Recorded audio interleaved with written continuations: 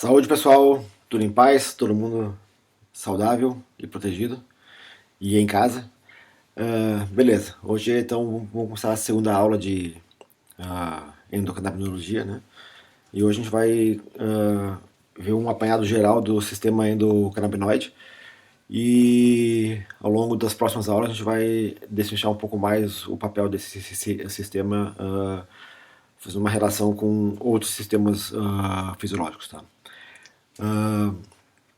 Bom, para quem é da disciplina, eu esqueci de falar uma coisa muito importante sobre o trabalho, né, que para quem está matriculado nessa disciplina na UFSC, eles têm um trabalho para fazer, né, um trabalho que é para ser entregue no final do semestre, de forma livre, né, pode ser de forma audiovisual, pode ser por escrito, mas eu esqueci de dar um detalhe muito interessante sobre os trabalhos audiovisuais, né?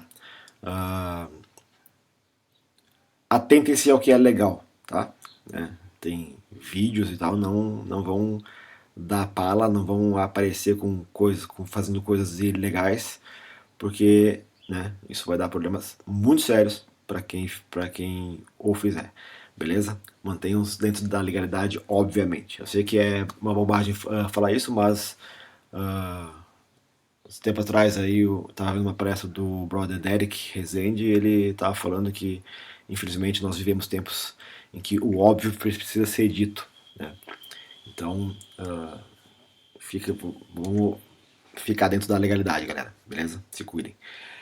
Então o que a gente vai ver hoje é mais ou menos o que acontece nessa rota metabólica toda para a produção de anandamida, degradação e o metabolismo em si do sistema, né, seus componentes. E vocês vão ver aqui bastante esses camaradinhos aqui aparecendo, ó, ácido araquidônico, glicerol, e aqui embaixo de novo ácido araquidônico e etalonamina. A gente vai entender a razão disso. E para quem já está um pouco mais inteirado no assunto inflamatório e imunológico, conhece muito bem esse nome aqui, né? Ácido araquidônico. Vamos lá, então. Beleza, o sistema endocannabinoide existe em virtualmente todos os animais, tá? Pelo menos todos os vertebrados têm e vários invertebrados também têm. Talvez o que nos falta seria ainda identificar, né, em mais espécies, mas a princípio, aparentemente todos os vertebrados, ou pelo menos todos os animais que tenham um sistema nervoso, mesmo que rudimentar, tenha sistema endocannabinoide. A gente já tem como clássicos, né, dois receptores que fazem parte desse sistema endocannabinoide. Como eu falei na primeira aula, ele é um sistema que a gente não enxerga ele como órgãos, tá? É diferente do sistema cardiovascular, o sistema linfático, o sistema digestório. A gente não enxerga órgãos específicos para esse sistema, ele é meramente um sistema de transmissão de sinais e comunicação celular.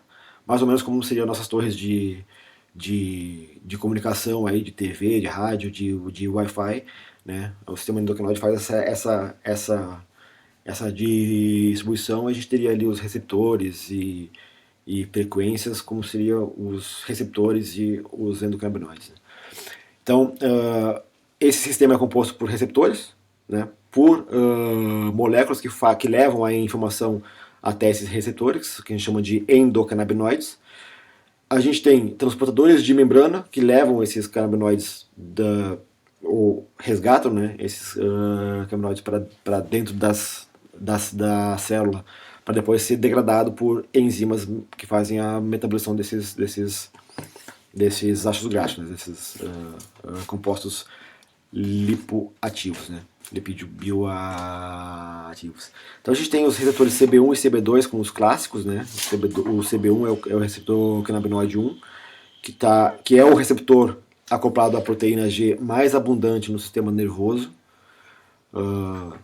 de todos os animais, e isso comprova um pouco a importância desse receptor e do bom funcionamento do sistema endocannabinoide. E o receptor CB2, o receptor canabinoide 2, ele está mais densamente expresso nas células do sistema imune, né? Embora também tenham no sistema nervoso também. Ambos os receptores estão tanto no sistema nervoso central quanto no periférico, mas a abundância deles relativa é maior no sistema nervoso central para o CB1 e no sistema nervoso periférico para o CB2. Vocês já viram na outra aula que a gente tem muitos outros receptores que interagem com o sistema endocannabinoide e podem ser considerados como membros, né, do sistema endocannabinoide ou pelo menos do sistema endocannabinoide expandido. A gente tem os receptores TRPs, né, outros receptores agrupados à proteína G, serotonina, enfim, como a gente viu nessa tabela aqui, né?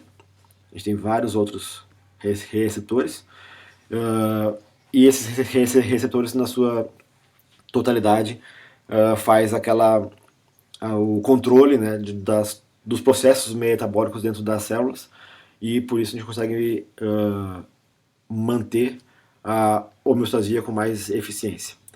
Então, uma forma que eu considero bastante didática de entender o mecanismo básico do funcionamento do sistema endocannabinoide é olhando a sua atuação nos neurônios. Tá? Então, aqui num exemplo, no neurônio glutaminérgico, né?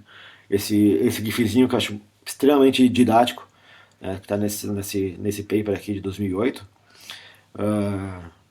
nas informações suplementares, ele relata muito bem o que acontece numa transmissão neuronal normal, né, e anormal. Então, normalmente, os neurotransmissores, aqui no caso do glutamato, são liberados do neurônio pré-sináptico para o pós-sináptico, geralmente por uma resposta a um estímulo de entrada de cálcio na célula. Então, o cálcio é o gatilho para que as vesículas que contêm os neurotransmissores sejam liberados, né, e passe a informação adiante.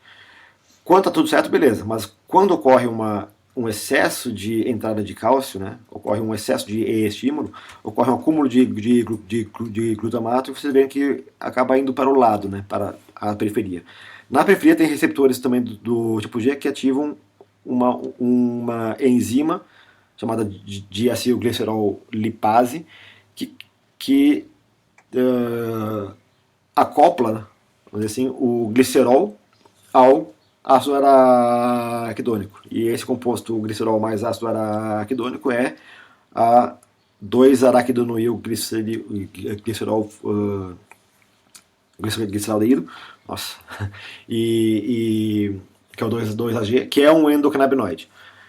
Esse endocannabinoide é mobilizado da membrana dessa forma, né, e ele volta ao neurônio pré-sináptico, né, numa sinalização retrógrada, e estimula o receptor CB1, que está acoplado a uma proteína G, que essa proteína G vai se deslocar e fechar os canais de cálcio.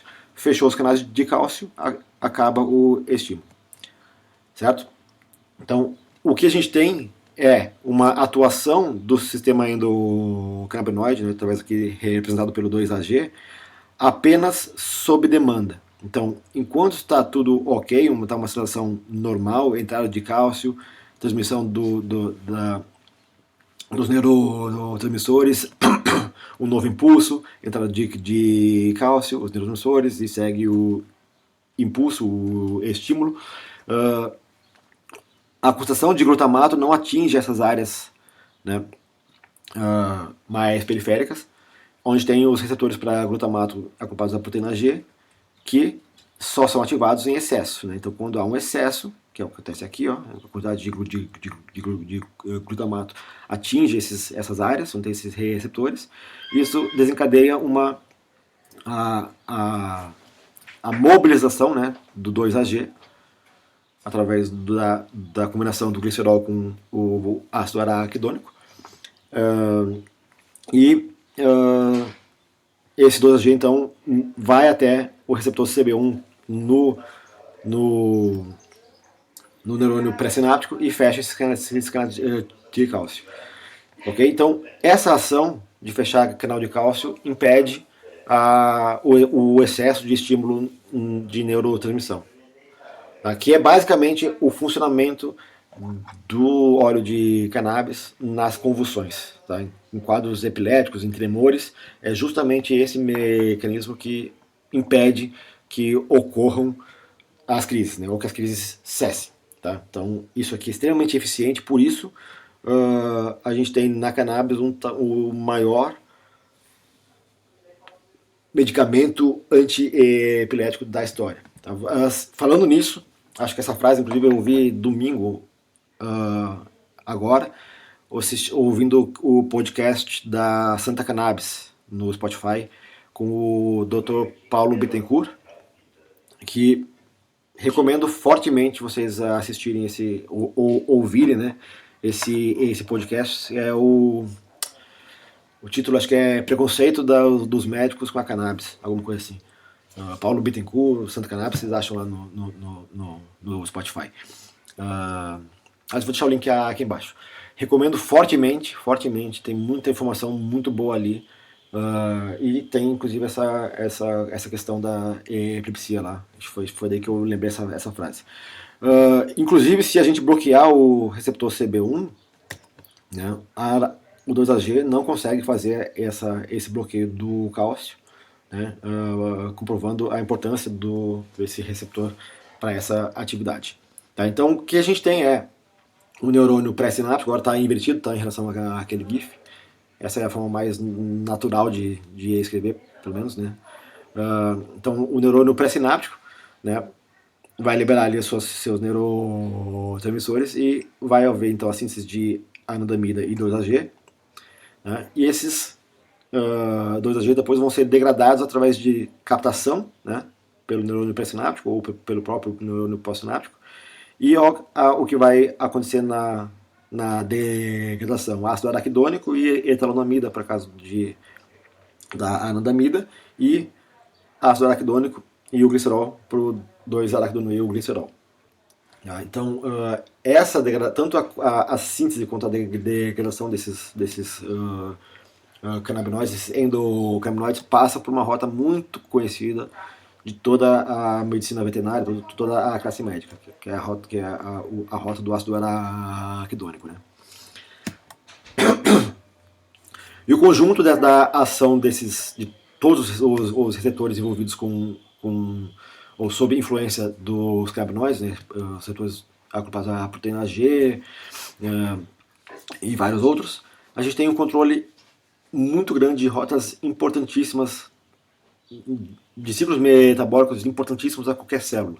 Né? Essas rotas aqui de apoptose, de ciclo celular, essa rota aí, capa B, fator nuclear, capa B, depois vai regular uma série de genes do sistema imune e de proliferação celular, essas rotas também de controle de ciclo celular, adenonato ciclase, que faz uma regulação, uma integração de praticamente todas as rotas metabólicas da célula.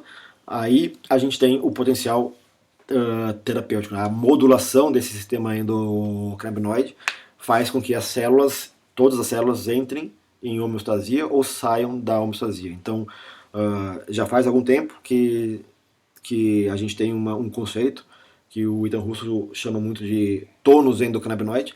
Então, pessoas saudáveis têm tônus endocannabinoide ajustado, né, acertado, e quando a gente começa os processos normais de envelhecimento ou de doença, esse tônus começa a cair, né, e a gente começa a sair de condições de homeostasia geral entre as células. E aí a gente tem o acometimento das patologias. Tá? Provavelmente todas as patologias comecem com uma redução do nosso tônus endocannabinoide, uma deficiência endocannabinoide, e dali para frente as patologias começam a aparecer, entre o estresse celular e tudo mais. Tá? Claro, as infecciosas são outro caso, ou as induzidas, porque aí são condições novas, né, que o sistema endocannabinoide e o resto de todos os sistemas fisiológicos precisam responder. Então, se a gente não estiver preparado nos outros também, a gente não vai a gente vai adoecer da mesma forma. Mas modulando o sistema endocannabinoide, a gente consegue modular todos os outros sistemas fisiológicos do nosso corpo. Tá? Sistema imune, sistema excretório, enfim, todos. Tá? Então, aqui a gente tem uma representação